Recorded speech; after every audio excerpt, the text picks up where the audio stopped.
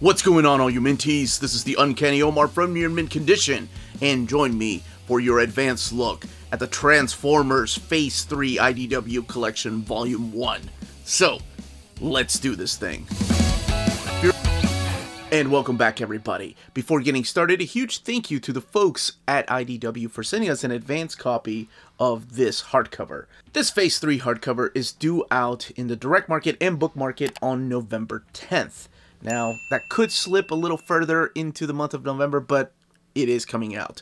So here we have Phase 3 Volume 1. Let's take a quick look at the cover here by Sarah Pitre-Durocher. Features Windblade. We've come a long way. Transformers, the IDW Collection Volume 3, or I'm sorry, Phase 3, and the volume number up here on the spine. And then the back featuring the full body Windblade character. And it is a hardcover, no dust jacket.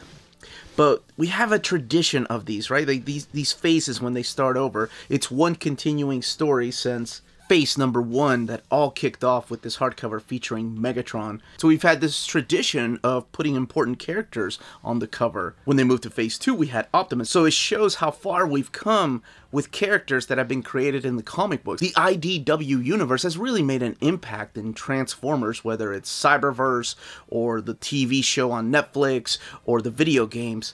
Now we have Windblade, a character that was created for the comic books, on a cover. That's crazy and amazing all at the same time. And if you're wondering, I will probably do a reading order of these books sometime, but it's one continuing story since the beginning here. And all of these are evergreen. IDW has stated that they will keep these in print. Just give them some time, because they do know that some are in and out of print all the time, because there's always new people interested in these particular stories. Here's what the spines look like together. And keep in mind, this is my very first printing. I got it the day it came out, so the one is actually a little bit lower than the second printing and future printings, where it's a little bit higher. But the IDW, of course, logo has changed. I like the uniform look to these a lot better. Now, let's take a closer look at this particular hardcover, because that's why we're here. We're here to talk about the plot a little bit and to show off the artwork and how this kicks off. So let's get this open and check out the design of these bookend pages, which beautiful stars, because all of this takes place up in space. False. Does not. Immediately you see humans. Ugh. Humans, what are they doing in my Transformer comic? And here is this image of a very familiar character to a lot of us that grew up in the 80s and 70s, fighting Optimus Prime. And we'll talk about that here in a second, because this is a huge story. This is the most interesting way to kick off a Transformers phase. So, collected in here is Revolution. You have the Prelude, the Till All Are One Revolution, Action Man, and then you also have Till All Are One issues 5 through 8, as well as Revolutionaries, which was a 4-issue miniseries. So that's what the contents of this particular book is. So, if you check out this page right here, you kind of get the idea of what's going to happen. This is the prelude of Revolutions. So you may or may not have some familiar characters from your childhood on this cover. So without going too much into spoiler territory, all of this takes place after, of course, Transformers Phase 2. After the big demise of some big major villains. So it's after the storyline of the DJD. And what they try to do, what IDW was trying to do, is build and world build this amazing continuity featuring characters from your childhood. They had just gotten the license for Rom the Space Knight, Action Man, and Micronauts. And holy crap, they put it all together in here, along with G.I. Joe and M.A.S.K. So Revolutions is this huge crossover of nothing but a big misunderstanding. And we're introduced to the characters little by little. There's Miles Mayhem right there, and the leftover pieces of Blitzwing. Treadmore providing a lot of the covers, by the way. I do enjoy seeing him draw Transformers. So, as I mentioned a little bit earlier, this is all a big misunderstanding. There's a big fight going on. The Earth Defense Force has claimed that Optimus Prime is an enemy of the planet, so Optimus Prime and his friends have to save face. the Earth Defense Force that make up G.I. Joe and eventually M.A.S.K. are claiming that they're just here to get this mineral and use this mineral as their food supplies. So they're going to drain the Earth dry of this mineral. So that's what the big crossover is. There's a big misunderstanding. There's a huge fight. And to throw things off even more, Rom the Space Knight shows up and just starts killing some G.I. Joes. So there is going to be a lot of death. There's a lot of death here between the G.I. Joe and some of the characters from, well, you can find out for yourself. But it is an interesting way to kick it off. And there's Rom the Space Knight showing up like a complete badass, blasting away some of these beloved characters from your childhood. You can find out who lives, who survives by reading the book. I'm not going to go that much into detail. Here we have Windblade, who plays a very important part in all of this story. And then we get to see something called the Microverse. So the Microverse, of course, introduces us to the characters of the Micronauts, including some very familiar faces if you had read the comics growing up or collected the toys. And it's really interesting to see how they're used in this universe. I wanted to show this cover here by Tradd Moore, handling a few of my favorite characters when I used to read the Bill Mantlo and Michael Golden arcs of Marvel's Micronauts. But you have Acro-Year and Biotron. And then some new faces here. And those were the only ones I recognized besides Baron Karza there. So it's a new take on Micronauts, it's a new take on M.A.S.K, it's a new take on G.I. Joe, it's the IDW universe. And it's a lot. It's a lot because you get the Dire Wraiths in here. I love this issue with Thundercracker, though. Thundercracker's still in the middle of writing a screenplay, which is so awesome. Cup kicks all kinds of ass here, and he has a nice team up with Action Man. And again, showing off some Tradd Moore artwork. Snake Eyes does play a role in this, as well as there's a new Storm Shadow, apparently.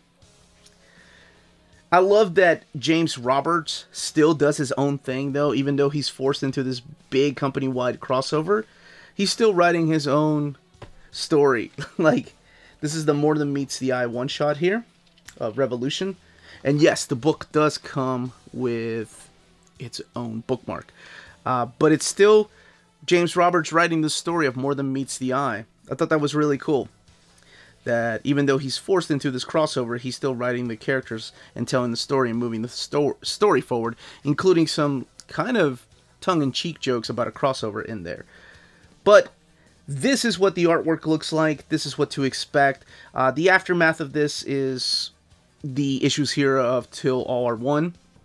That are very focused on Windblade, hence her on the cover, and a bunch of the dying Titans or zombified Titans that are still floating up in space. You get to see a lot of familiar characters, not just from Transformers, the IDW series, but also other series like Beast Wars and Transformers Prime, even though they've made an appearance earlier in Phase 2. And then it all wraps up with the Revolutionaries here, this 4-issue series that features Cup and a couple of other characters that are kind of just put together to just tie up loose ends about the Dire Wraiths that have taken over some of the Earth. And that's pretty much it. This is 392 pages. It's a beautiful hardcover with some wonderful artwork in here. As far as the extras, no extras in the back. So the way that the variant covers are done are on the opposite side of the regular cover. So the variants are all in there and intact, but they're at the end of the actual issue. As far as the story, I think I was talking to my oldest daughter about this because she was a little upset that it was a big crossover. She wanted to read more about the Transformers, and I get it, we have our favorites, but I feel like it flowed pretty good. Like, the Transformers were a big part of this crossover. It doesn't include everything in here as far as the Revolution story arc, like the Revolution G.I. Joes or Revolution M.A.S.K one-shots, but it does have the main stories that feature Transformers, such as the meeting between Cup and Action Man. Action Man. Uncanny Omar Talk Pretty One Day. Action Man. And that's why that Action Man Revolution one-shot is included in here. For people that are not familiar with these toy lines and just familiar with the Transformers, it's still a pretty good story. Just know that Earth doesn't trust the Transformers, and all of a sudden there's this little microverse where these tiny little people come from, known as the Micronauts. But hey, you get transforming cars that you know, transform into planes, and a motorcycle that transforms into a helicopter through the characters of M.A.S.K. So there's that. You get to know those characters pretty quick. But let's take a look at this binding. It is sewn binding, and at 392 pages, here's what the eye looks like. And not that big of an eye, but it does do its job. There are several spread pages throughout the crossover, especially, and it does a good enough job of no gutter loss, hardly. It is using the typical thick, glossy paper that all of the Transformer hardcovers have used in the past. And here's an example of a spread page. Like, just look how crazy this is. Like, oh my gosh, 7-year-old Omar would be going insane. Transformers, G.I. Joe, M.A.S.K, Micronauts, and some guy named Action Man. I'll be honest, I didn't know who that was. But anyway, all of them together and just panels fighting each other. Oh, it's awesome.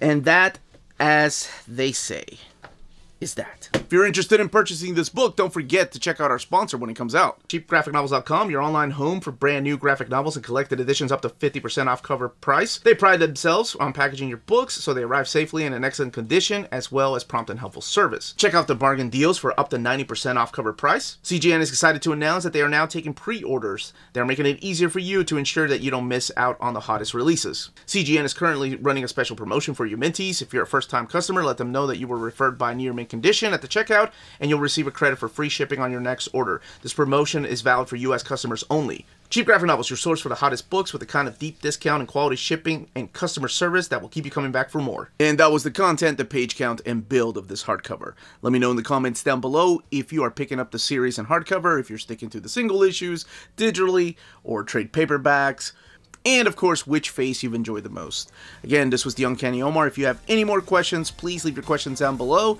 And don't forget to smash that like button and subscribe if you haven't subscribed yet. All of that helps with our YouTube algorithm and our channel keep growing. And more importantly, everyone, stay healthy, stay safe out there, and much love.